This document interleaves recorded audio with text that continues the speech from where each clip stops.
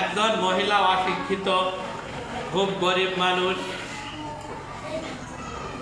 ভিক্ষা করে করে করে করে করে করে সেই 20 বছর 50 বছর ধরে ভিক্ষা করেছে। করার পরে কিছু টাকা গুছায় বালিশের খোলের ভিতর রেখে রেখে রেখে রেখে 15 থেকে 20,000 টাকা হয়েছে।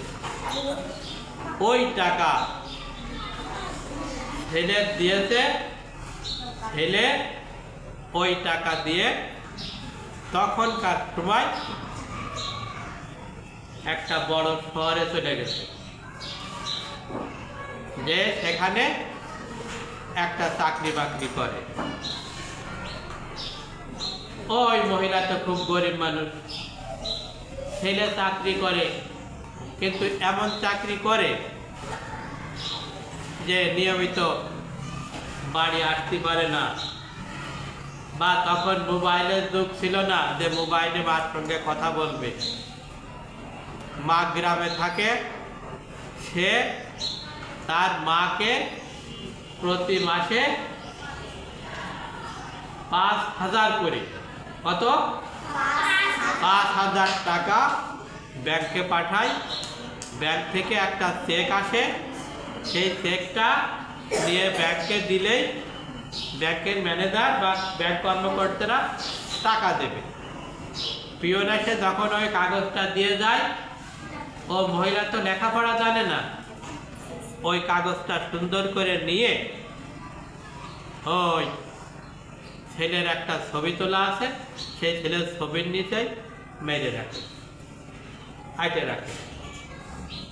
প্রত্যেক মাসে পিয়ন এসে একটা কাগজ দিয়ে যায়, মানে কি, ওইটা চেক।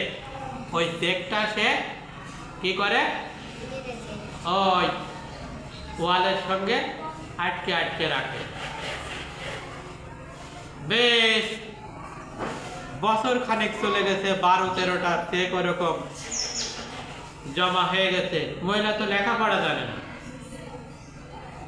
ওই মহিলা ভিক্ষা করে, চোখ দিয়ে পানি পড়ে, চোখ দিয়ে ঝরঝর করে পানি ঝরছে।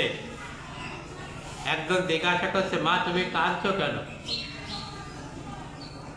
বলছে অনেক কষ্টে আছি, টাকা পয়সা নেই, রোগ হচ্ছে, চিকিৎসা করতে পারছে না। বলছে তোমার ছেলে মেয়ে নেই? বলছে আছে, আমার এক ছেলে, অনেক কষ্ট করে তাকে একটু বড় শহরে পাঠিয়েছিলাম, শুনি নাকি সে চাকরি করে, কিন্তু বলছে তোমার নামে খোঁজ খবর নেয়। বলছে পিয়ন এসে প্রত্যেক মাসে আমার একটা করে কাগজ দিয়ে যায়, আমি খুব কষ্টে আছি, টাকা পয়সার অভাব। তার ছেলে বুঝলো না, বলছে মা চলো তো, তুই সে কাগজগুলো কি করেছো? বলছে সে কাগজগুলো আমি আমার ঘরে দেওয়ালের সঙ্গে আমার ছেলের ছবির নিচে সব লাগাই লাগাই রাখি। তখন যে দেখে প্রত্যেক মাসে ছেলে 5,000 টাকা পাঠায়, ঈদ উপলক্ষে 15,000 টাকা পাঠায়, কিন্তু ওই মহিলা তো লেখাপড়া জানে না। ফলে আজ একটা বছর সে না খেয়ে দিন কাটাচ্ছে, কিন্তু ওই চেকটা তার কোনো কাজেই আসছে না।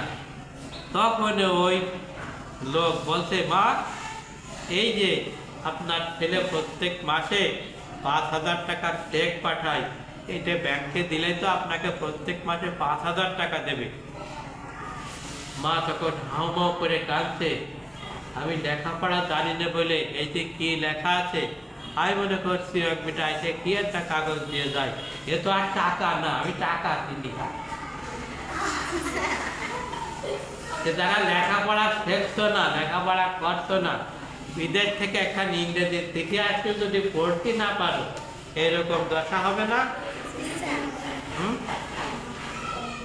বুঝতে পারলে তোমরা জনগণ? কে কে বুঝলে? এই আমার এই গল্পের মর্ম কে কে বুঝতে পেরেছ? তাহলে যারা বাংলা দেখে দেখে পড়তে পারছো না, তারা কি ভালো কাজটা করছো? অতএব সবাইকেই বুঝে শুনে পড়তে হবে।